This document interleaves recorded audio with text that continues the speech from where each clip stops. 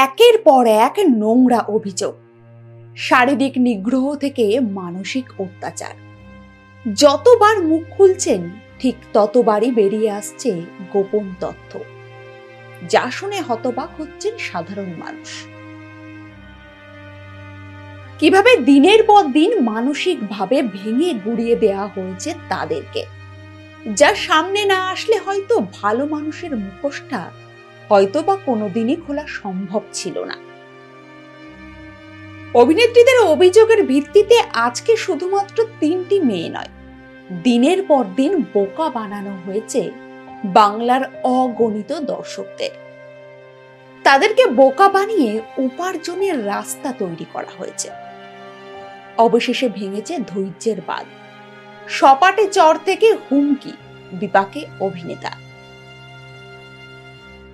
বিস্তারিত জানতে ভিডিওর শেষ পর্যন্ত যুক্ত থাকুন ইউনিক সার্চের সঙ্গে।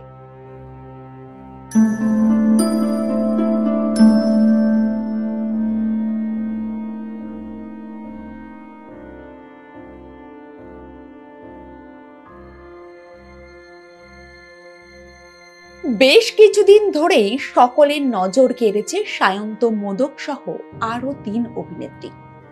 অভিযোগের আঙুল বারবার উঠছে অভিনেতার দিকে। তবে কি কি অভিযোগ উঠেছে তার জানতে কারো বাকি নেই। কেউ কেউ বলছেন ভাগ্যিস কিরণ প্রকাশ্যে এসে সবটা জানিয়েছিলেন, তবেই না এক এক করে সবটা খোলসা হলো।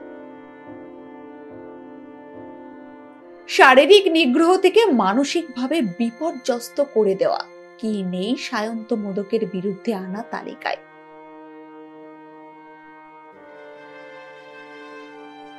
কিরণ মজুমদার একজন জনপ্রিয় মডেল।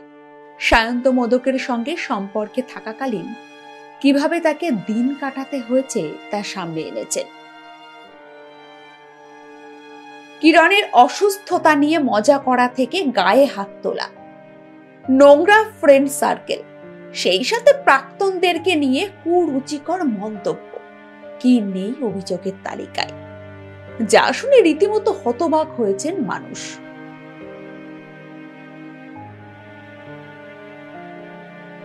আর এবার মুখ খুলেন অভিনেত্রী প্রিয়াঙ্কা মিত্র। সায়ন্ত মোদকের সঙ্গে বিচ্ছেদ হয়েছে বহু আগেই। বর্তমানে তিনি শুভ্রজিতের বাগদত্তা।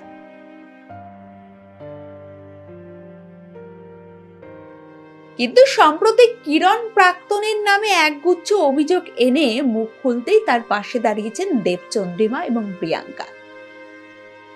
জানিয়েছেন নিজেদের অভিজ্ঞতার কথাও। এদিন একেবারে কড়া ভাষায় প্রিয়াঙ্কা শাসিয়ে উঠেছেন সায়ন্তর বিরুদ্ধে। দেবচন্দ্রিমার মতো প্রিয়াঙ্কা মিত্র এদিন তার অতীত সম্পর্কে তিক্ত অভিজ্ঞতার বিষয়ে মুখ খুলে একটি ভিডিও বানান। সেখানেই তিনি জানান কেবল তার বা তার প্রেমিকের নামে খারাপ কথা নয়, তার মায়ের নামে পর্যন্ত কুরুচিকর ইঙ্গিত দিয়েছিলেন সায়ন্ত।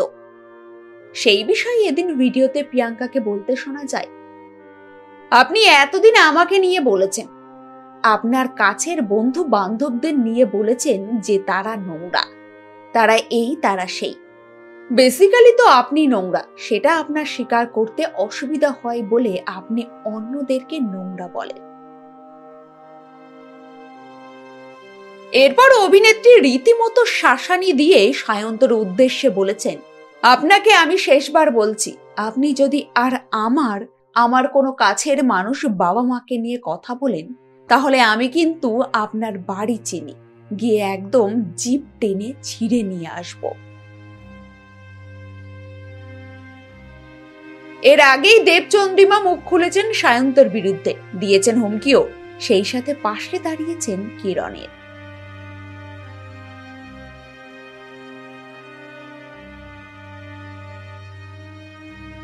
পরবর্তী আপডেট পেতে সাবস্ক্রাইব করুন ইউনিক সার্চ এবং দেখতে থাকুন আমাদের ভিডিও।